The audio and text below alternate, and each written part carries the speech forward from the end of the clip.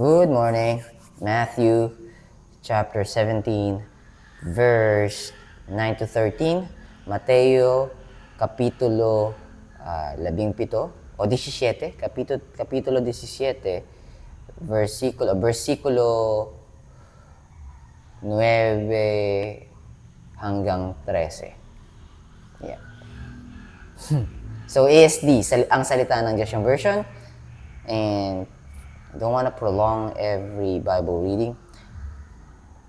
Kahit yung sa una yung KJV version.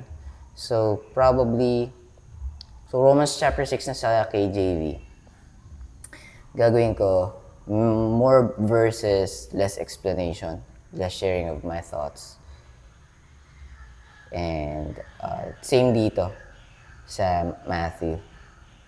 Sa ASD. So KJV, more verses, less interpretation or sharing of thoughts. Same dito sa Matthew, parehas Bible reading. But my Bible study, I'm gonna keep it that way. Na medyo maigsi lang yung mga verses kasi 5 version yung binabasa. So anyways, let's read. Ang salita ng Diyos, ASD, Mateo chapter 17, verse 9 to 13. Verse 9. Nang pababa na sila sa bundok, sinabihan sila ni Jesus, "Huwag ninyong sasabihin kahit kanino ang inyong nakita hanggat ang anak ng tao ay hindi pa muling binubuhay." So yung nakita nila si Elijah, tsaka si Moses, and God. Tapos yung cloud. Alright, verse 10.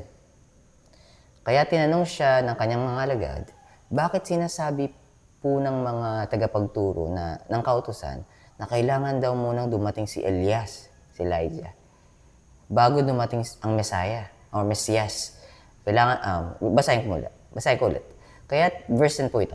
Kaya tinanong siya ng kanyang mga alagad, disciples, bakit sinasabi po ng mga tagapagturo, Pharisees, those who are reading the law or teaching teaching Torah, the first 5 books of Moses, and then Tanakh, which is the Old Testament.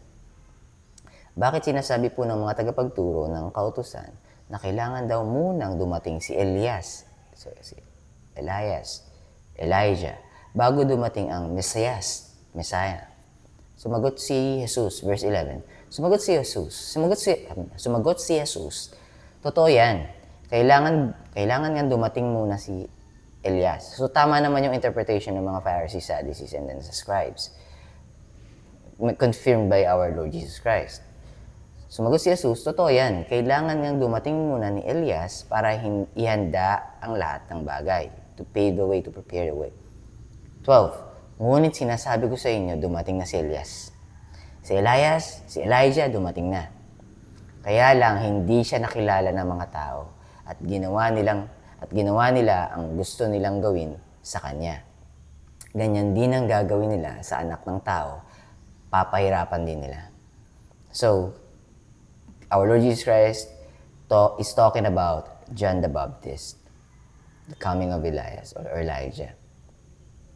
So, yung verse 12, tinutukoy ni Lord Jesus Christ doon at ng ating Panginoon ay si John the Baptist, na dumating na si Elijah through John the Baptist, but they didn't recognize him. Because John the Baptist's teaching is against their emotions and their traditions. Nasasagasaan ni John the Baptist yung pride and ego ng mga Pharisees, Sadducees, and scribes. Mas alam namin suot mo nga skin coat lang, tapos kumakain ka lang ng locust. Parang wala ka nga sa tamang pag-iisip Tapos tatawagin mo kami, brood of vipers. Hindi ikaw si Elijah. So, hindi nila na-recognize. Tapos, kinakalaban mo yung gusto namin gawin, mga tradition namin. So, deliberately looking the other way. It's like, the message of Elijah is coming inside their right ear, didn't sink in, and then just coming out on their left ear. Yeah. So last verse. At, verse 13. At naunawaan ng mga alagad. Ito na pala, sinabi pala dito ni Lord. Pinapangunahan ko kasi. Verse 13. Hindi na sana ako nag-explain. At naunawaan ng mga alagad niya, ng mga disciples, na ang tinutukoy niya ay si Juan na tagapagbautismo. Oh man. If I only just continue reading, nabasa na natin. Nagpaliwanag pa ako. But anyways, it's only 5 minutes. That's our Bible reading today, ang salita ng Diyos, ASD. So, if I'm gonna keep it this way, siguro kaya ko ng 8 to 10 minutes, tas mas maraming verses. Sayang, kung ginawa ko na yun yesterday, dapat yung verse 1 to verse 13, tapos na siya sa isang in one go. But anyways, yun yung, pinakita sa akin ng Lord, tapos, siguro step by step, sige, ganito gawin mo, JB, step by step, tapos then, marirealize mo, makikita mo, papakita ko sa'yo kung paano mas magandang gawin. Or, kasi there will always be a learning curve. There's always be a learning curve, and I cannot grasp the vastness of the infinite wisdom of our Lord Jesus Christ, of our God, using this finite brains, finite mind, and finite understanding, because my understanding is still in the world. And di ko pwedeng maintindihan lahat ng alam ng Panginoon, kasi para ko sinabing kaya ko maintindihan, para ko sinabing ako yung Diyos. But anyways, that's a different topic. Yeah, siguro, share ko na lang. To. Last verse. Di ko na muna share yung Hebrews chapter 4 verse 12, but 2 Timothy chapter 2 verse 15. Study to show thyself approved unto God, a workman that needeth not to be ashamed, rightly dividing the word of truth. The reason why I've shared that, I have to study to show myself approved. What does it mean? It means for me to understand if I'm beginning to get, or I'm beginning to slowly understand what God is actually trying to tell me that I should do, and that the way how I live here on earth, the remaining days of my life, how should I walk it? How should I proceed unto His will, unto His purpose for my life?